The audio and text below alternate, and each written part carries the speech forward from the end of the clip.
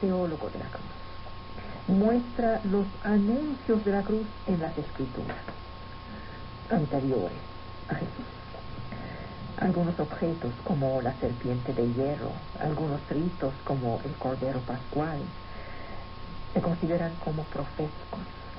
Se leen algunos textos, salmos, como proféticos del evento. En la historia de las previsiones, en la historia de los símbolos, la cruz tiene a menudo un significado cósmico. Justín percibe igualmente la misteriosa relación entre cruz redentora y cruz cósmica. La cruz transforma la relación entre judíos y paganos. Justín busca las alusiones a la cruz en las mitologías. Las busca, por ejemplo, en la filosofía, en los filósofos. En Platón la busca. La misma teología se reencuentra en San Irineo, en la Iglesia antigua. La teología de la cruz se ha desarrollado luego según la doble dirección de su papel salvático y de la identidad divina del crucifijo. Se vuelve epifanía. Se entiende como el lugar del combate llevado por Jesús contra las fuerzas del mal y de la muerte, allá donde ha sido vencido en un principio. Y se establece el parentesco simbólico entre el árbol del primer jardín y el árbol de la cruz. La otra gran interpretación de la salvación por la cruz es la del sacrificio. La interpretación sacrificial se confirma en el Concilio de Trento y atraviesa los siglos. Estamos viendo aquí un riesgo de regresión, porque la atención se va a fijar más sobre la inmolación y sobre la noción de expiación que vehiculará más tarde una imagen vindicativa contra los judíos. Es decir, se olvida el lado del amor y de la reconciliación y se privilegia el lado de la vindicta contra aquellos que fueron, según se dice, responsables de la muerte de Cristo en la cruz.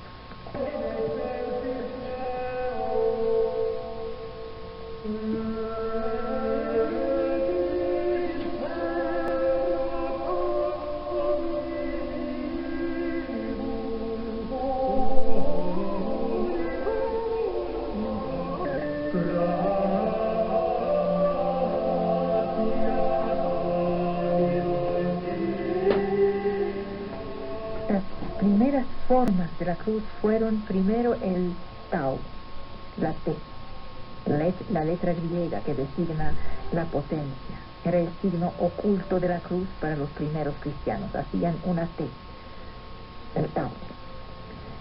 Luego el crisma. Eso es las dos primeras letras de la palabra Christos en griego, la chi y la ro, que se ponen una encima de otra y que forman una cruz simbólica. Es lo que nos aparece, si fuéramos latinos, como una R y una X, la que vemos bien en todas las ilustraciones antiguas.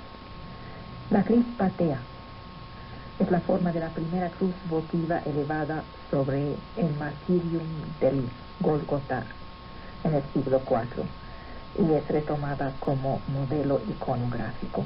Es la cruz en las mismas proporciones que conocemos de manera normal, pero con al final de cada rama unas aperturas. Y la cuarta es la cruz latina, donde la rama transversa es más corta que la vertical. Tiene la proporción de un hombre erguido con los brazos extendidos. La quinta es la cruz griega, que tiene sus 4 brazos iguales que se inscriben en un cuadrado perfecto.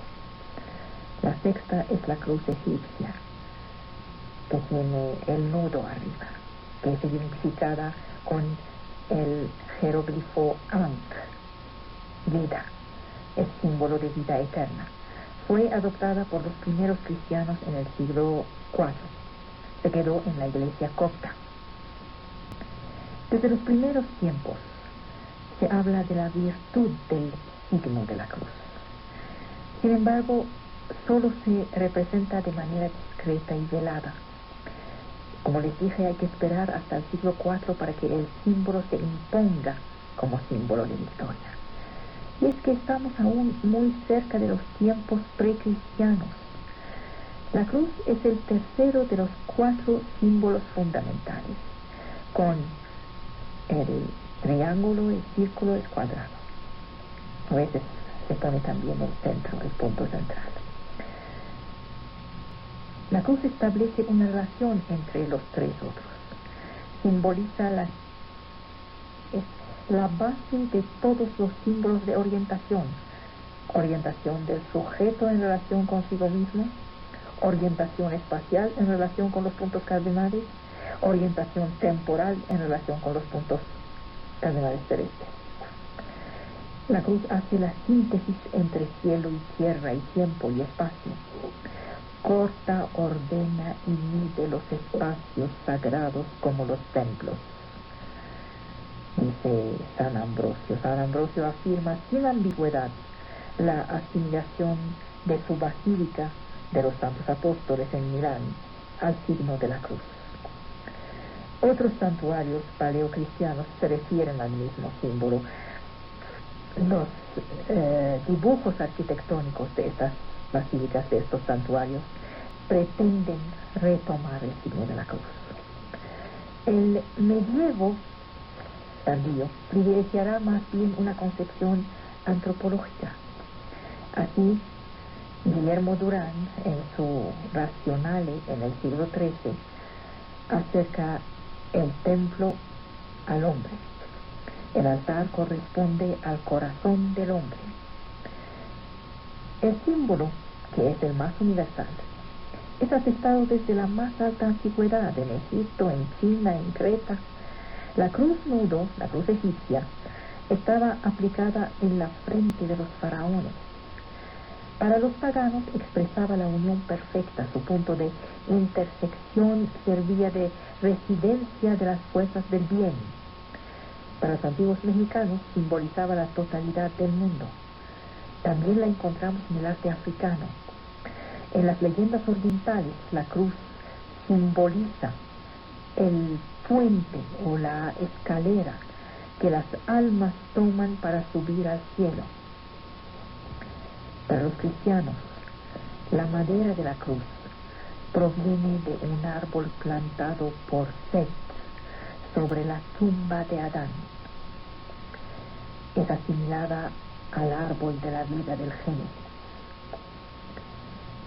En el siglo IV, la representación de la cruz alcanza a imponerse en los objetos de formato más modesto, al igual que en el arte monumental. Los adeptos de la fe nueva respetaron la estricta injunción del Deuterónomo, que es la prohibición de la representación figurada. A la vez se conforman con el uso romano de marcar los bienes personales con un signo distintivo. Hacia el año 200, Clemente de Alejandría sugiere a los primeros cristianos, lo sugiere en buen pedagogo que era, de resolver el dilema recurriendo a un motivo susceptible de interpretación cristiana. No se hace mención de la cruz. Ese signo será el ancla, o el pescador, o el pez, o el pastor. Ancla, pescador, pez y pastor son los símbolos predilectos a lo largo del siglo III, no la cruz. En 312, según el relato de Lactancio, Constantín ve en su sueño el signo que en los escudos de sus soldados antes de la batalla del puente de Milius les iba a traer la victoria. De esos sueños tenemos mucho. En general sueña, ve el signo, impone este signo sobre los escudos y quizás tenemos la victoria. Aún no es una cruz, sino un monógramo compuesto por las 2 primeras letras del nombre griego de Cristo, la Si y la Ro, como les expliqué hace rato. En 340, Santa Elena, la madre de Constantino, descubre el objeto cruz. Dice, este es la verdadera cruz de Cristo. Y se promueve entonces el símbolo. A final del siglo IV, en un escrito de Ambrosio de Milán, se habla de la palabra es, invención de la verdadera cruz, por Elena, madre de Constantino. Desde 351, una carta de Cirilo de Jerusalén al emperador Constancio II relata la aparición en 350 de una cruz de luz en el cielo encima del Gólgota. Algunas decenas de años después, el historiador Sosomenio menciona el prodigio. Estas fuentes están en el origen de las principales representaciones de la cruz del mundo romano cristiano de finales de la antigüedad y tuvieron un impacto decisivo en todo el medievo. Se valoriza al extremo un instrumento hasta entonces considerado como infamante. La madera se transfigura en sustancia luminosa. Se empieza a mostrar cruces de oro y de gemas. El pensamiento neoplatónico de la época releva la afinidad entre materias preciosas y inmaterialidad de las realidades superiores. Los teólogos como Hugues de Saint-Victor en el siglo XII también tenían esta idea a pesar de que ya habían pasado varios siglos. La cruz de luz de la visión del año 350 evoca el signo precursor de la vuelta de Cristo para el juicio final. Mateo había indicado que la aparición del signo del Hijo del Hombre precedería el evento. El evento es el juicio final. Los terrores del año 1000 invocaban la eminencia del segundo advenimiento de Cristo. Todas estas reflexiones habitan a los cristianos después de la derrota romana ante los godos en Adrianopla en 378 y luego después de la caída de Roma en 410. Ocurrían cosas muy grandes a nivel histórico. Caía el imperio, ganaban los godos, los salvajes pues, y esto debía ser algún signo precursor. Ambrosio y Agustín pensaron de la misma manera. Tenemos una evocación plástica del tema en el siglo V, con el fondo lleno de estrellas de la cúpula del mausoleo de Gala Placidia en Ravenna, encima del cordero místico entre los animales que figuran a los elegidos y a los condenados. La cruz se yergue sobre el trono del juez. Las teofanías presentan la figura de Cristo tronando sobre la cruz. La morfología de la cruz cambia.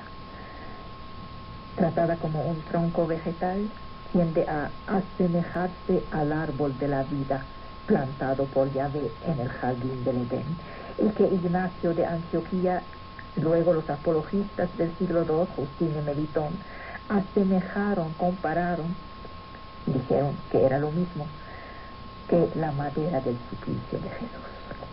Hubo variaciones a lo largo del medievo. Luego se asocia el símbolo a la persona y a la dinastía imperial. El soberano triunfador se yergue encima de la personificación de la tierra y de los representantes de los pueblos sometidos.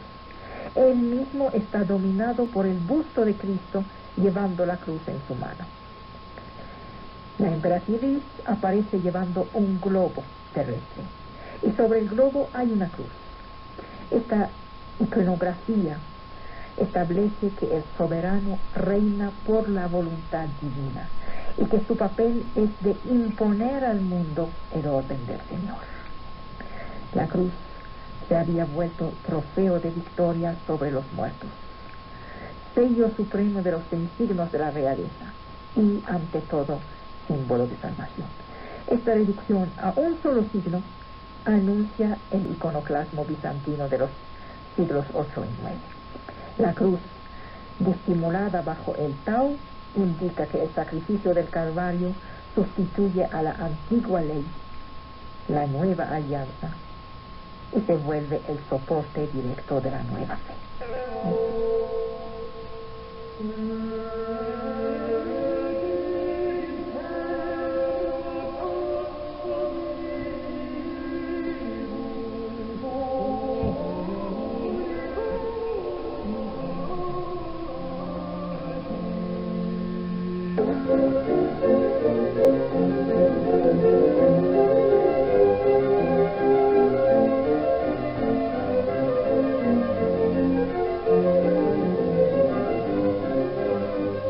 Romanos de Pablo, vemos que cita 24 nombres.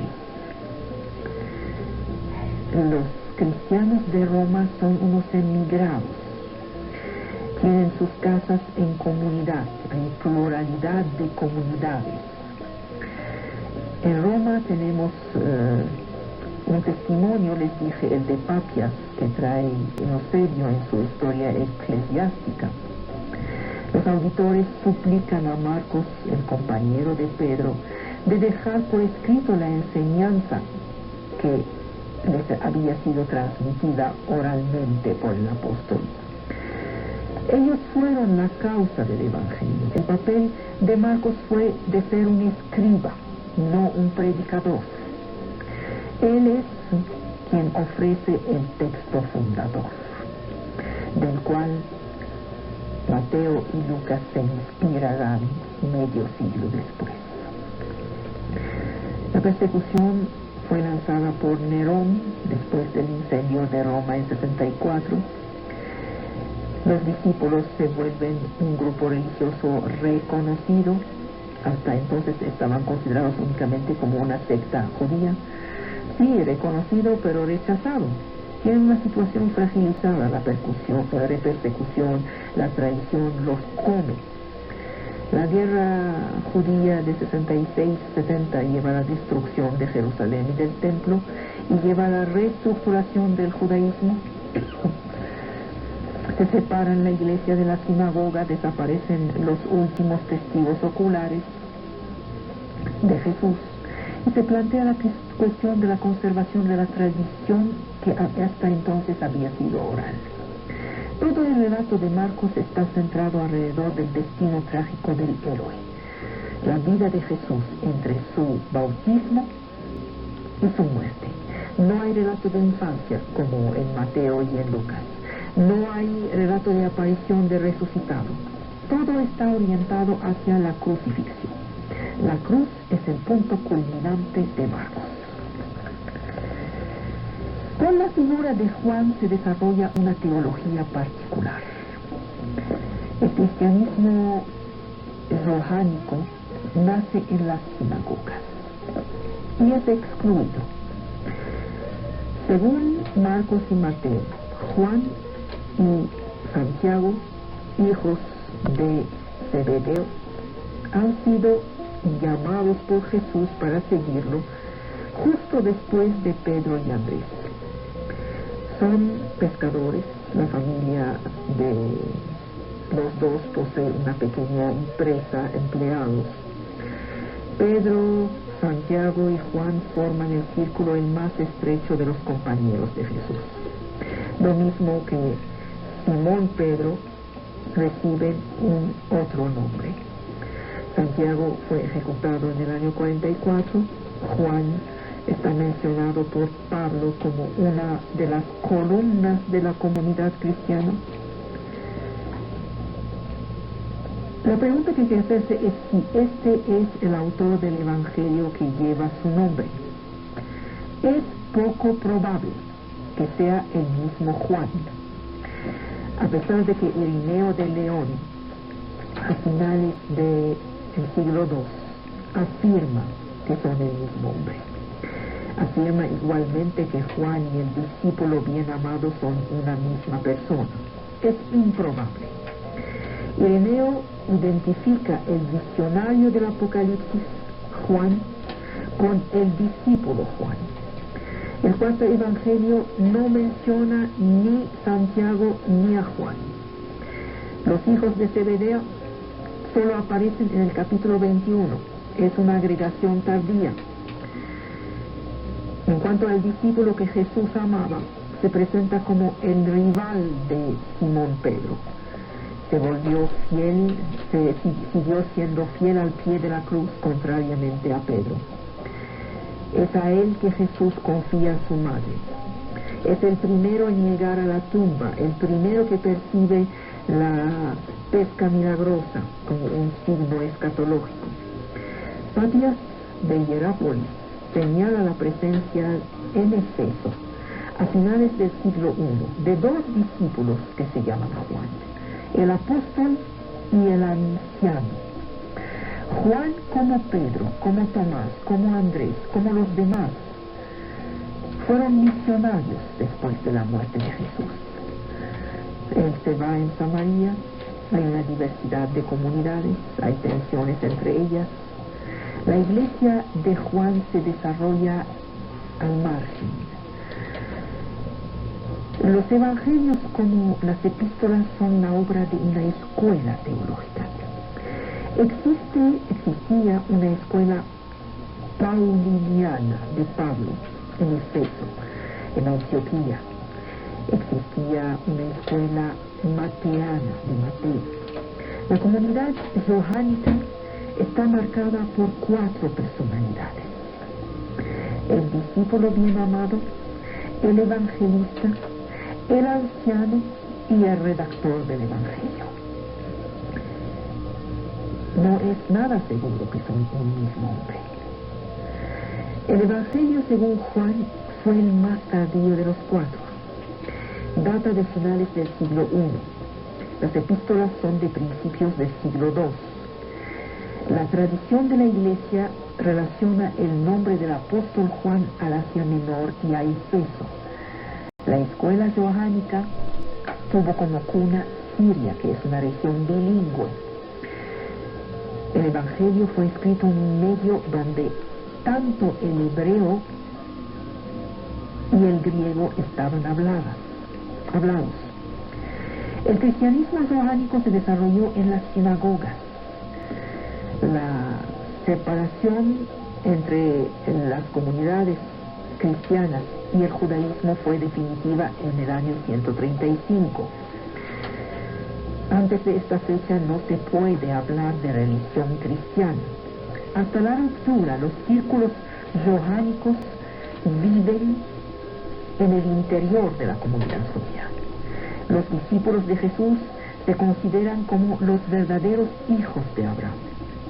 Después de la guerra judía de 76-70, la cohabitación se vuelve muy difícil. Los judeocristianos, los judíos, perciben la destrucción del templo por Tito como un castigo divino. Los judeocristianos dicen que la responsabilidad del hecho es de los judíos por haber crucificado a Jesús. Los judíos consideran que fue por la infidelidad. La enseñanza de la ley vuelve a tomar importancia. El judaísmo se encierra sobre sí misma. Se acabó la cohabitación. Las autoridades excluyen a todos los grupos marginales. Los cristianos johánicos están echados de la comunidad. La comunidad judía nombra a los cristianos como si fueran otros heréticos más. Esto sirve para reforzar la identidad judía. El gran tema de la controversia entre judíos y cristianos fue, por supuesto, la divinidad de Jesús. Cuando se trata de judíos, el Evangelio habla de los judíos de finales del siglo I. La Iglesia johánica hace del mandamiento de amor el fundamento ideológico de la comunidad. Los hermanos son los elegidos de Dios que constituyen la comunidad escatológica. Hay conflictos con los adeptos de Juan Bautista. quienes afirman que este, que llegó primero, es el primero. Los gnósticos rechazan la idea de un Dios creador del mundo y de un Mesías crucificado. Vemos defecciones salidas de la iglesia joánica. Algunos se quedan en la sinagoga, otros se van con el Bautista, otros se van con los gnósticos.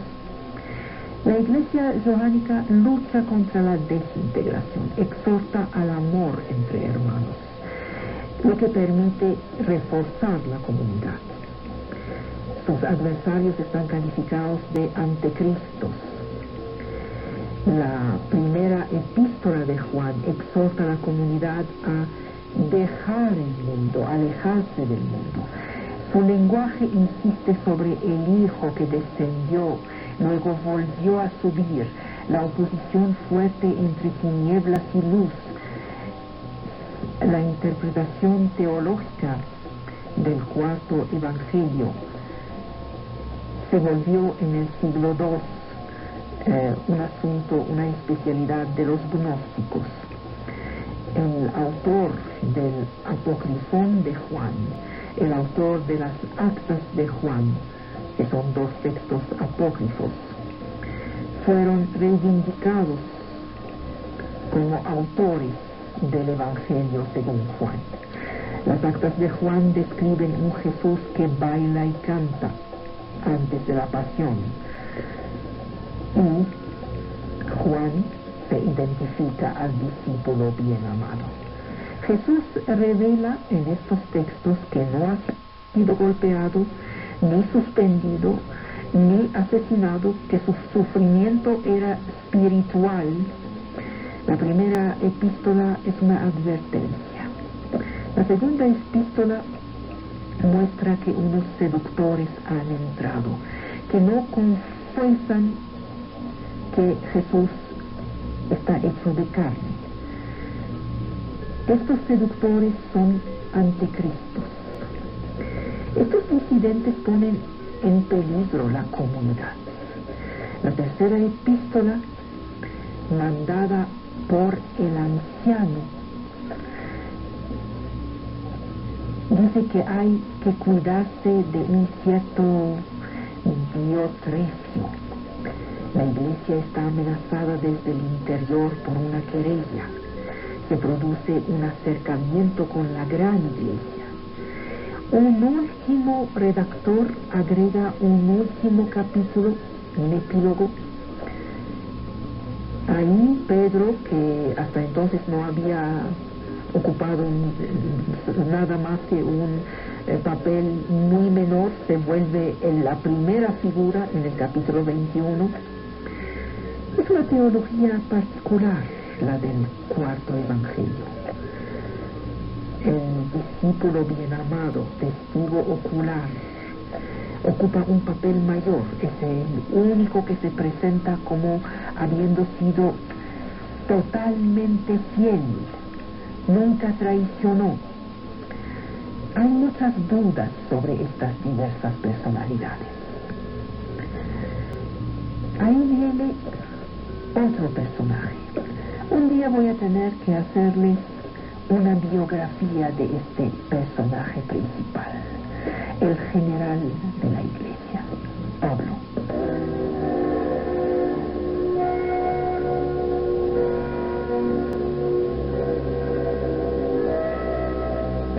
Pasa su vida a recorrer el imperio para federar las comunidades y hacer de ellas una sola iglesia.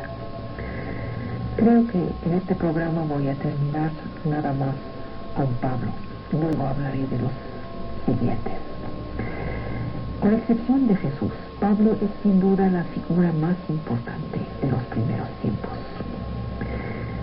Por una vuelta radical, el fariseo Saúl, defensor de la Torá, se vuelve aquel que anuncia el fin de la ley. En su epístola a los romanos, Saúl se vuelve Pablo el pequeño, se hace promotor del cristianismo.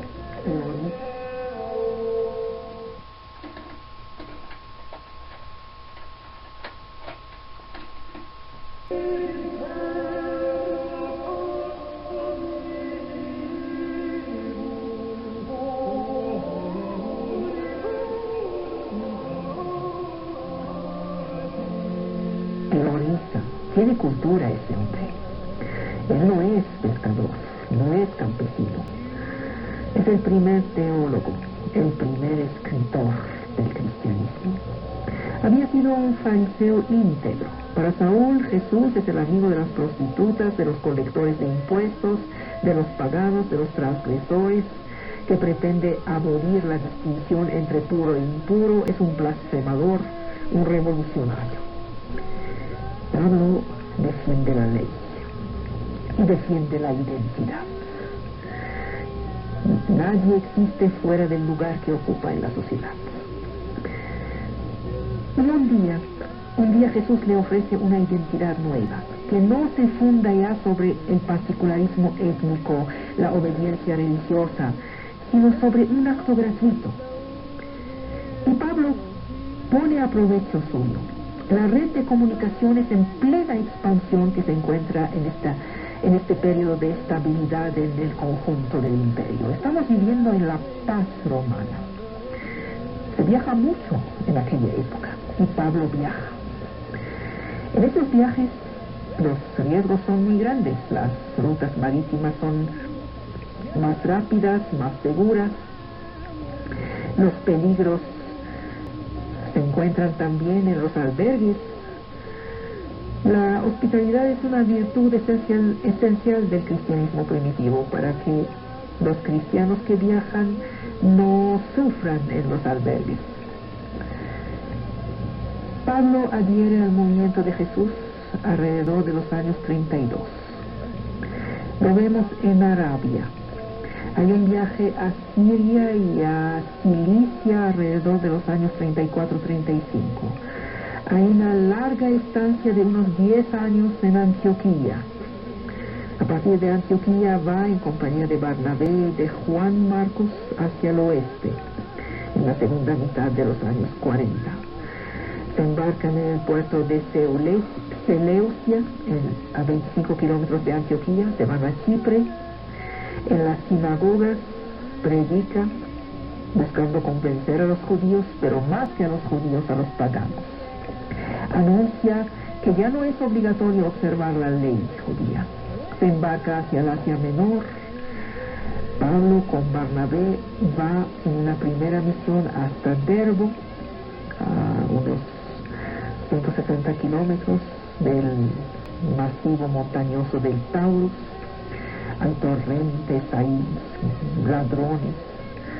De Antioquía a Listre existe una villa, la llamada Villa Augusta. Pero Pablo y Barnabé hacen una vuelta.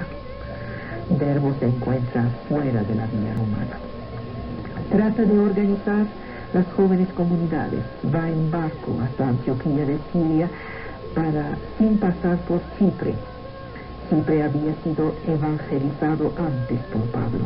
A la vuelta de los años 50, Pablo va solo en un segundo viaje misionero. Sale de Antioquía. El itinerario es por vía de tierra a través de buena parte del Asia Menor. Luego va a Galacia, ahí se enferma. De ahí a Macedonia, funda una nueva comunidad en Tesalónica, en Iliria, luego en Atenas. En Atenas, Pablo encuentra una incomprensión mayor sobre el Areópago. La predicción cristiana causa risa. De Atenas a Corinto, a Antioquía de vuelta, en todas esas ciudades funda comunidades. No lo logra hacer en Atenas, pero lo logra hacer en Corinto. Y luego mantiene relaciones con estas comunidades, por cartas, por epístolas, las epístolas a Galacia, Corinto, Tesalónica, Filipo. A mediados de los años 50, Pablo de nuevo va hacia el Asia Menor, Efeso, por vía terrestre. Pasa por las comunidades que fundó. En Efeso se queda unos 2 años. Vive en medio de oposiciones importantes. Se cita ahí una revuelta de los orfebres. Está encarcelado durante un tiempo. Unos conflictos oponen entre sí los creyentes de Corinto. Luego, por vía marítima, parte de Efeso, donde establece su centro de acción. Se va a Tiro, a Jerusalén, ahí trae con él dineros para la iglesia, ahí lo arrestan, lo llevan a Cesarea, luego a Roma, y ahí como ciudadano romano de la provincia romana de Palestina, pide ser recibido. Ahí cuenta su viaje marítimo, el naufragio que lo lleva hacia Malta. En Roma lo encarcelan. La leyenda quiere que haya estado en España, no hay ninguna seguridad del asunto. Sí hay una seguridad de un viaje en los años 63-64 y una vuelta a Roma alrededor de los años 65-66. Ahí es cuando se da su martirio, poco tiempo después de Pedro. En todas partes funda comunidades. Tiene 3 principios de organización. Primero, las iglesias están organizadas bajo forma de comunidades domésticas. En el cuadro, el marco institucional lo dio la antigüedad. La comunidad se reúne en el domicilio de un miembro rico que posee una casa lo suficientemente grande donde se puedan reunir. Es el esquema patriarcal. Luego viene la igualdad por la fe cristiana. Ahí las mujeres tienen un lugar. Se citan nombres de mujeres de estas comunidades primitivas: Fedea, Junias, Priscila, Lidia. Y luego hay presencia muy grande de esclavos. Ahorita estoy recordando, es exactamente así que empezó el profeta Mahoma. Se abrió a las capas marginadas de la sociedad, que fueron sus primeros hombres, sus primeros fieles. El culto está en el centro de la vida comunitaria. Algunas funciones, como apóstol, como profeta, como doctor, son más importantes que otras. Pero el comportamiento está dominado por la preocupación por el otro. En apenas 20 años, Pablo puso las bases de un movimiento de dimensiones universales. Su experiencia religiosa fue una vuelta radical en la vida de lo que antes no era más que una pequeña secta judía.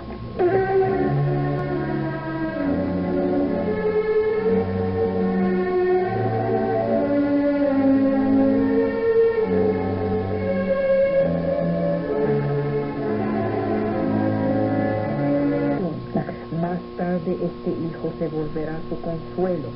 En esta sociedad, el niño es ante todo un ser inacabado.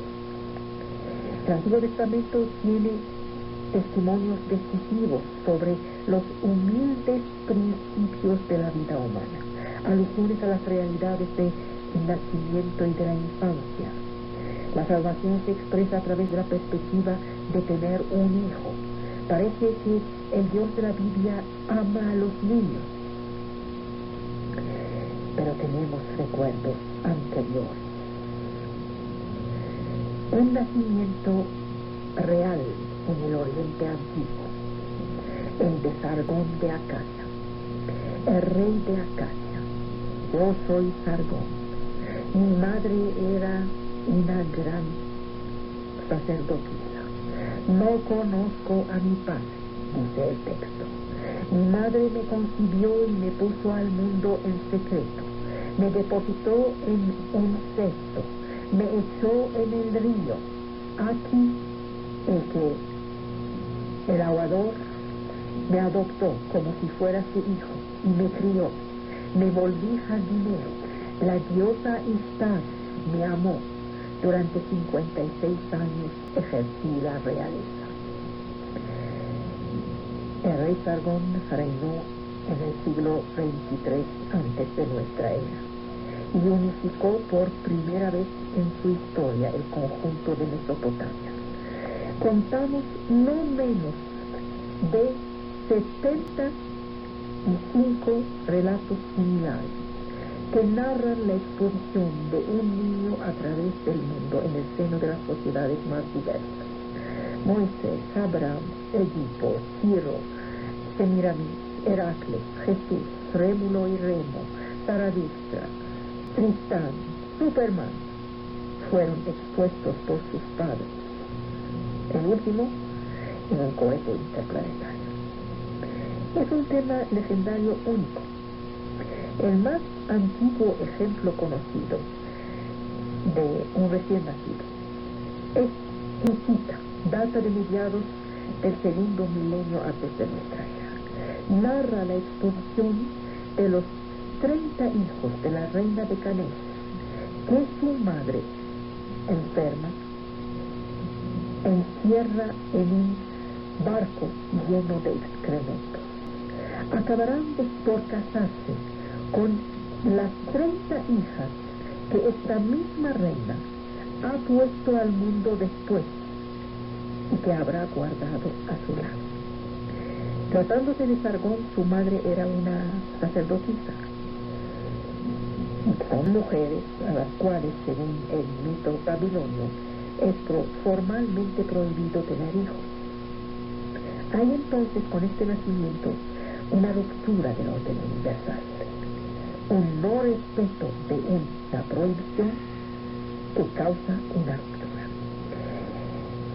Esto significa la extinción de los derechos de los padres, la creación de un derecho nuevo a provecho de aquel que adopta a este hijo que los padres rechazan. Ahí encontramos un procedimiento jurídico babilonio, en los términos del cual una madre podía rechazar su hijo, echarlo en la boca del perro. Esta es la frase. Es el símbolo del espacio no socializado, que indica la ruptura con los padres genitores y que permite la adopción por una tercera persona. La boca del perro es la metáfora del espacio no socializado. Es el río. El niño tiene como papel el restablecer el orden perturbado. Hay un espacio místico, diferente del espacio socializado. Este niño cumple con una serie de actos extraordinarios. El orden cósmico está siendo restablecido. El niño salvado es legitimizado y atestigua de una madre que se purifica de nuevo y se vuelve inmaculada. Estas son las historias que precedieron a María y Jesús.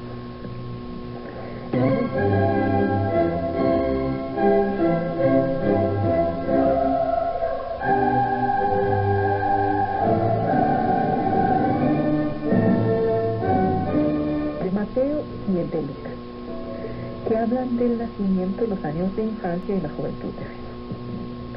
Los evangelios de la infancia cuentan la historia de los orígenes de Jesús.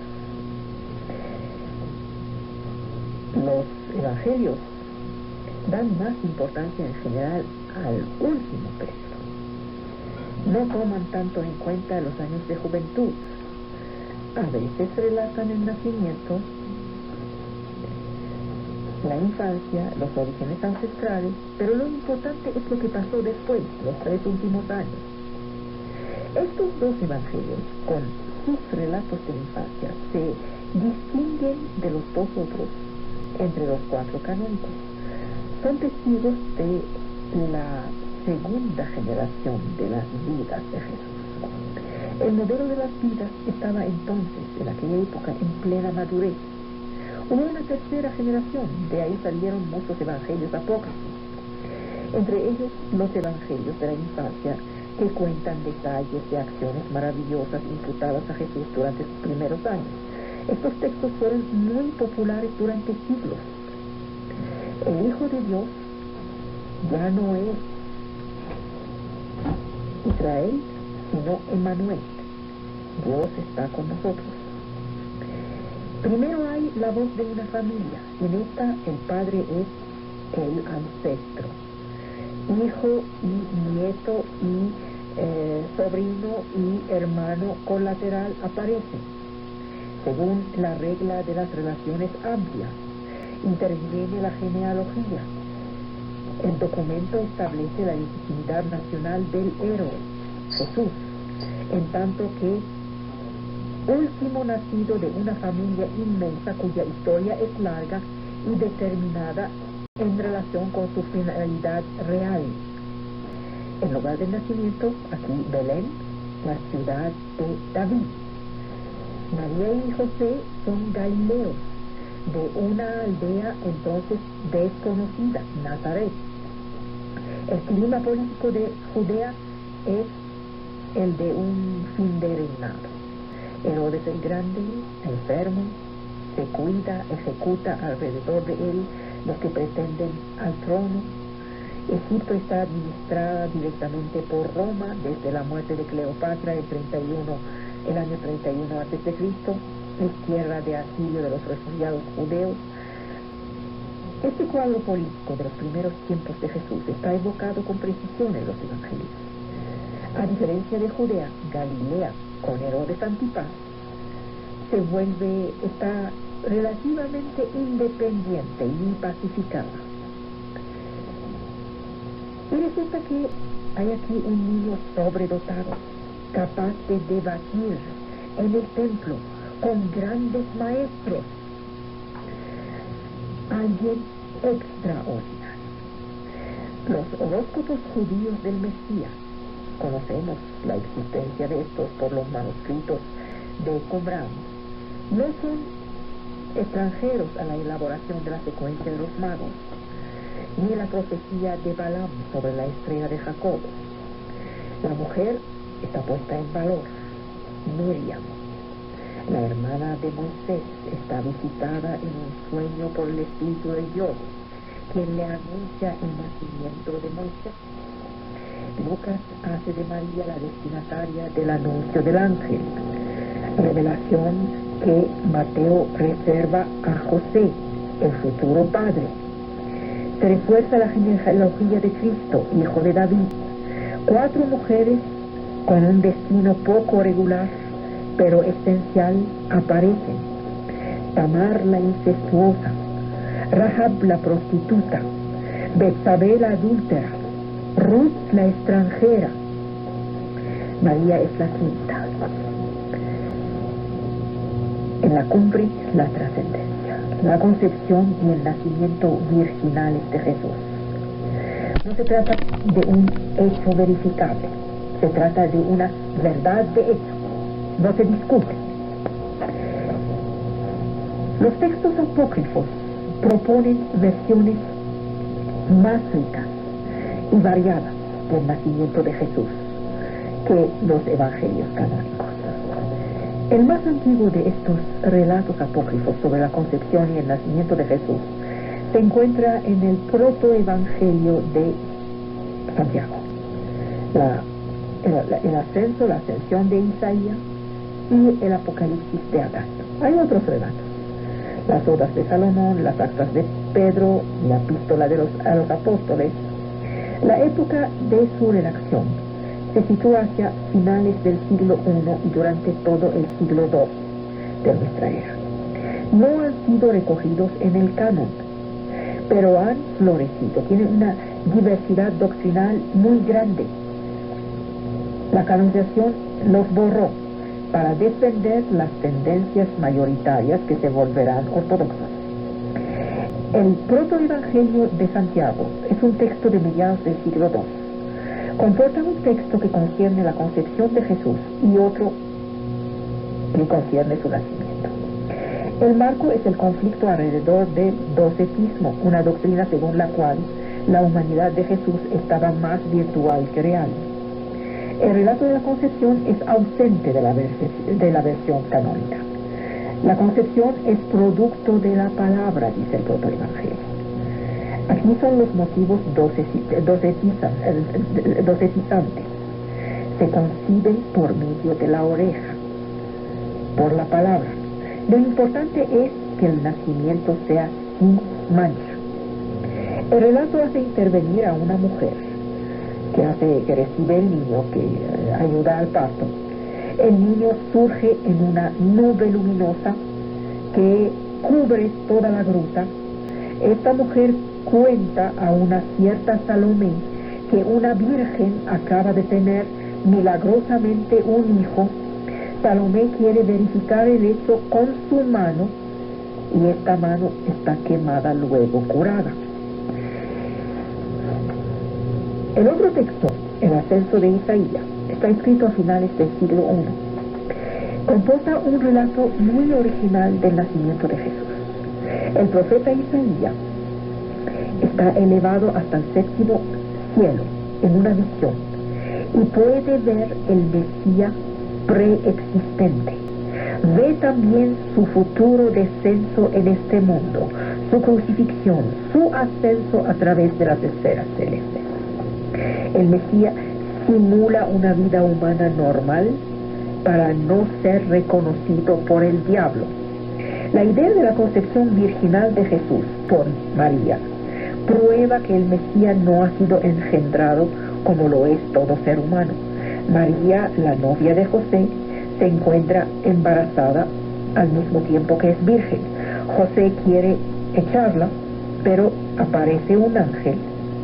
El ángel aquí en este texto es el Santo Espíritu mismo, pero la concepción no le es atribuida a José y entonces sigue sin acercarse a ella. 2 meses después de la concepción nace el niño.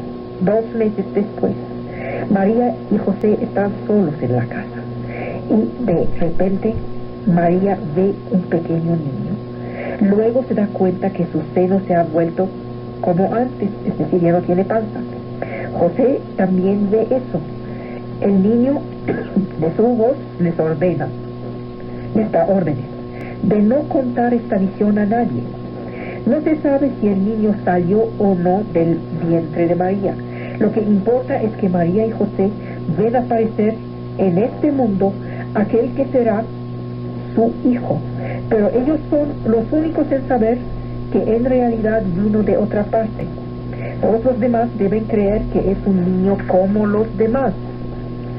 El relato se inspira de una doctrina de la preexistencia.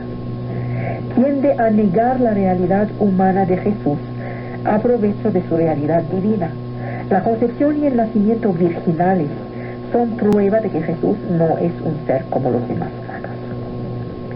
El tercer texto es el Apocalipsis de Adán. Es un texto gnóstico de principios del siglo II, que ha sido encontrado en Egipto, en Nag Hammadi. Tiene la forma de 14 noticias sobre las concepciones y nacimientos de Jesús. 13 son de origen judío o pagano. Están consideradas como aberrantes. La última es la antítesis de las 13 anteriores. Jesús aquí sale de un aire extranjero, divino. No se sabe nada preciso sobre sus orígenes. Hay otros textos que hablan de este hecho. El Corán designa a Jesús como hijo de María. El Corán sí reconoce la virgindad de la madre por el divino decreto de Alá, pero no es el hijo de Dios. Los relatos coránicos de su infancia están marcados por la literatura apócrifa cristiana. María se vuelve embarazada del niño y se retira con él en un lugar lejano, luego siente los dolores del parto y bueno, María está sorprendida. ¿Cómo se embarazó? No tuvo ningún contacto carnal. Dios quiere esto. Jesús ha sido creado por el soplo creador, al igual que Adán. Jesús habla desde que nace, da vida a unos pájaros hechos con terracota. En el Evangelio del Pseudo Mateo, escrito en los siglos 8 y 9, el milagro del niño que habla desde que nace está mencionado igualmente, pero no aquel de los pájaros que se vuelven vivos. Ahí hay una reminiscencia de una tradición cristiana. Mahoma habrá sido instruido por unos esclavos cristianos, o otras fuentes dicen por un pariente cercano de su esposa Jadilla. o por una de sus esposas, María la Copta. Estos relatos estaban conocidos en la zona. La infancia de Jesús está llena de milagros. 2 veces está acusado de haber matado a un niño, pero él lo resucita. En las 2 veces la referencia es el Evangelio del cerdo Tomás y el Evangelio árabe de la infancia. En Egipto obliga a un ciego que ha robado el tesoro de un campesino, le obliga a reconocer su hecho. Esta fábula, sin Jesús, está contada en el Talmud de Babilonia. Entonces, ¿ven cómo salen las historias? Hay una historia en tal fuente que no tiene nada de cristiano, se le agrega un pedacito de relato, se transforma en una maravilla, un milagro, y se toma como un asunto cristiano. En la escuela, en esta tradición, el niño no es un niño como los demás. La cultura greco-romana también influye las concepciones y las representaciones del nacimiento y de la infancia. Los esclavos no tenían la capacidad jurídica de fundar una familia. Sus hijos eran bastardos. Muchas mujeres parían niños sin padre legítimo. Los médicos desde Hipócrates trataron de identificar el factor de la transmisión de la vida. No era evidente que un hecho erótico ocurrido 9 meses antes, al cabo de 9 meses, tuviera este resultado, especialmente si el hecho no es único, si lo hay todo el tiempo. Se atribuía generalmente la esterilidad a la mujer. Pitágoras habría sido concebido durante una estancia en un santuario. Se decía que había nacido de un dios. Alejandro había nacido de los dioses que vinieron a tener una relación con una mortal, su madre Olimpia. El niño debe alimentarse con sangre materna. Esos son los relatos anteriores. Es una época de fuerte mortandad infantil. Las mujeres asistían a la parturienta durante el parto. Los médicos hombres solo intervenían muy rara vez. El parto es una de las raras cuestiones por las cuales las mujeres tenían la autorización por el derecho humano a atestiguar en justicia. ¿Por qué? Porque estaban ahí. La política familiar de los padres romanos era conservar la vida de los niños para tener derecho a herencias. Hay la imagen de la Virgen que amamanta. Es una imagen muy cercana a Isis, mucho más que a las aristócratas romanas, porque éstas confiaban su niño a una nodriza. Los judíos habían conservado una estructura étnica. Los ciudadanos garantizaban la defensa de la familia. Las confesiones de Agustín nos enseñan, por ejemplo, a un hombre de familia modesta, de una ciudad sin lustro, que aparece como individuo después de 10 siglos de privilegios cívicos romanos. Es la época de la caída de Roma. Los niños podían ser rechazados por el padre a su nacimiento, especialmente si son hijos nacidos de una esclava. Entonces estaban expuestos a los animales o asesinados. Algunos estaban vendidos. Las almas de los niños pasaban por ser cercanas a un mundo anterior lleno de conocimientos inaccesibles a los adultos. La cuestión de la preexistencia del alma existía en el imperio y hasta principios del siglo III. Entonces Tertuliano afirmó que Cristo es el solo preexistente a su encarnación. Los seres humanos recibían el alma a partir de ese momento al momento de su concepción. Antes sí la tenían precedente a su concepción. El filósofo pagano Porfirio escribió en el siglo III que el niño poseía al nacer la gramática en potencia, eso es, la facultad de hablar. Estos son los precedentes a la excepcionalidad del Mesías, a la excepcionalidad de un niño que hace cosas